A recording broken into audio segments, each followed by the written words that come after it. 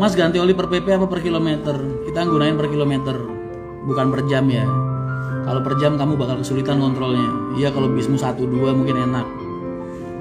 Kadang waktu aku ngasih tahu keterangan kilometer itu banyak yang komplain, Mas yang bener itu hidupnya mesin berapa jam? Bro, 160 armada di jalan. Lu mau ngitungin mesinnya satu persatu hidupnya berapa lama? Gimana caranya, kasih tahu gue. Makanya kalau itu gak bisa kita gunain per kilometernya, itu lebih mudah.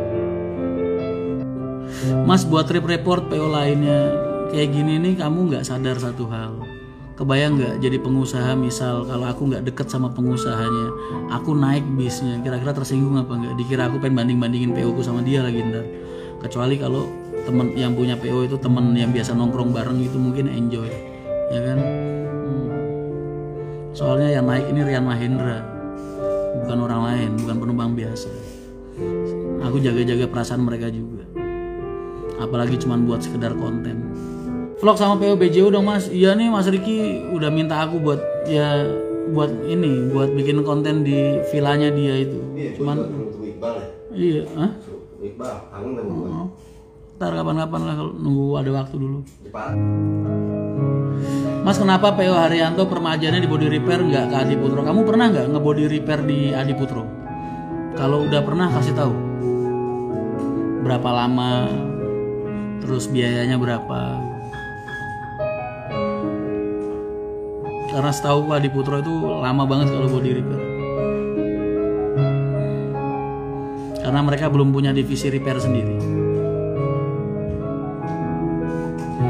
Armadanya di sepanjang tol lari terus Mas, apa memang perintah manajemen seperti itu?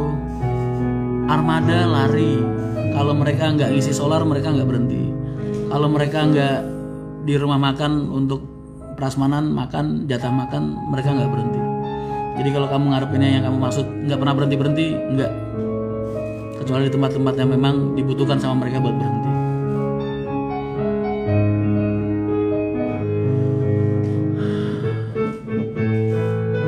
Untung mana sih Mas bus sama ekspedisi kayak trailer? Kita nggak, di dalam berbisnis itu kita nggak berbicara tentang untung dan rugi.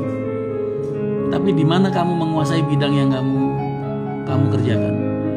Kamu punya usaha, kamu kuasai bidang itu, kamu suka, kamu cinta sama bidang itu. Itu yang menentukan orang usaha, bukan tentang untung dan ruginya. Jadi kalau ditanya untungnya gedean mana, nggak tahu, dan kita nggak peduli gitu. Karena buat kita ini passion.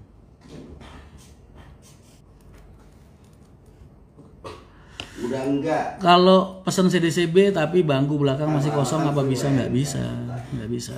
Isi bangku belakang, tak kamu boleh duduk di CD atau di CB. Butiran debu kayak gimana sih butiran debu lagunya? Lari maksud aku kenceng-kencengan Mas, bukan nggak pernah berhenti. Oh, nggak boleh lah kalau kenceng-kencengan. Mereka semua punya batasan kecepatan sendiri-sendiri kok. Kalau melebihi limit yang sudah ditentukan ya nggak boleh. Kalau ada yang berani ngelepas limit bis, kalau ketahuan Pak Haji dia uppercut beneran.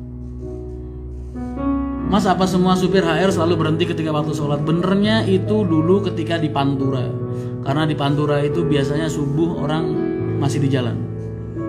Jarang ada yang sudah sampai tempat. Jadi kalau sekarang udah ada tol, aku rasa setiap pemberhentian HR udah bisa ngasih waktu buat sholat untuk penumpang. Jadi nggak perlu tiap waktu sholat kita berhenti buat sholat, enggak. Karena kita punya keistimewaan sebagai musafir buat jamak takdim atau takhir, duhur sama asar, maghrib sama isya.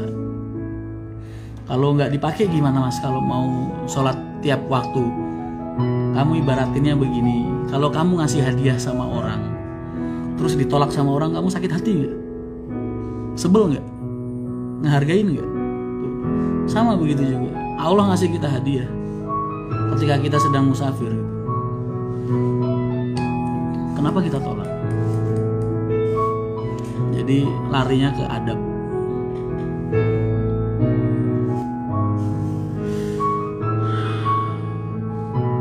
PO Haryanto selalu jadi barometer PO lain.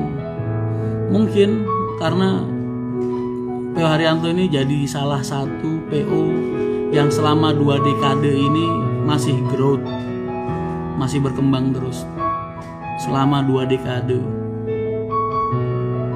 Bangsawan Garasi, monggo silakan. Trayek subur HR lain mana mas? Mas, aku ini 18 tahun nih dengerin. Ini rekor nih. Haryanto tuh 18 tahun. Aku 18 tahun buka jalur belum pernah gagal. Jadi kalau ditanya trayek subur mana, semua trayek itu subur. Subur semua. 18 tahun belum pernah gagal. Mas Dan lebih suka sate Padang atau sate kelinci? Aku nggak tega makan sate kelinci. Pertama kali terjun di dunia perbisan umur berapa mas? Aku 19 tahun.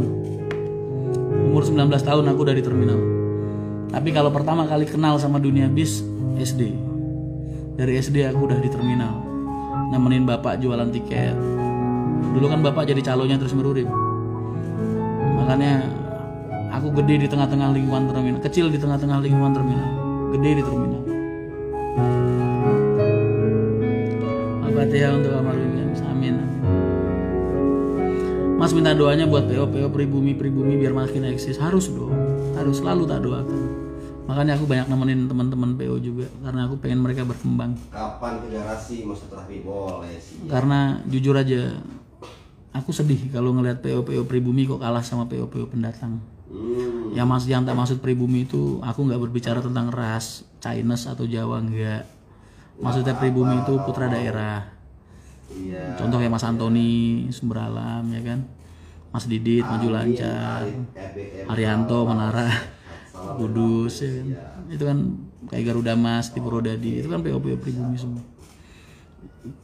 Walaupun akhirnya mungkin andai kata suatu saat mereka atau kami kalah di pasar, di market dengan perusahaan-perusahaan pendatang, ya aku berharap mereka semua tetap bisa berkembang dengan baik, semaksimal mungkin, biar nggak kalah sama PO pendatang. Sering-sering bikin quotes mas, mantap. Aku tuh kalau bikin caption nggak pernah mikir, jadi apa yang ada di hatiku itu tak sampaikan, karena itu semua captionku berdasarkan pengalaman pribadiku. Jadi apa yang selama ini ada sama hidupku itu yang aku ajarkan ke kalian. Makanya aku nggak pernah ngajarin kalian bagaimana cara berbisnis, enggak. Aku lebih suka mengajarkan bagaimana cara kalian membangun kepribadian. Karena sia-sia, percuma kamu mau usaha segede apapun, sebesar apapun, kalau moral kamu, kepribadian kamu buruk di mata Allah dan juga di mata manusia, nggak guna kamu hidup. Makanya aku nggak pengen ngegedein Firaun. Makanya itu kenapa kalau kalian lihat di postingan-postinganku, aku nggak pernah, jarang banget aku ngajarin kalian bagaimana cara berbisnis dan lain sebagainya. Enggak, aku lebih intens mengajarkan kalian bagaimana cara membentuk kepribadian yang baik. Karena dengan begitu kamu akan jadi pemimpin yang baik. Kalau kamu udah jadi pemimpin yang baik, insya Allah seberapa besar pun harta yang dititipkan Allah sama kamu kelak, kamu akan bermanfaat buat agama, juga buat hidup orang banyak.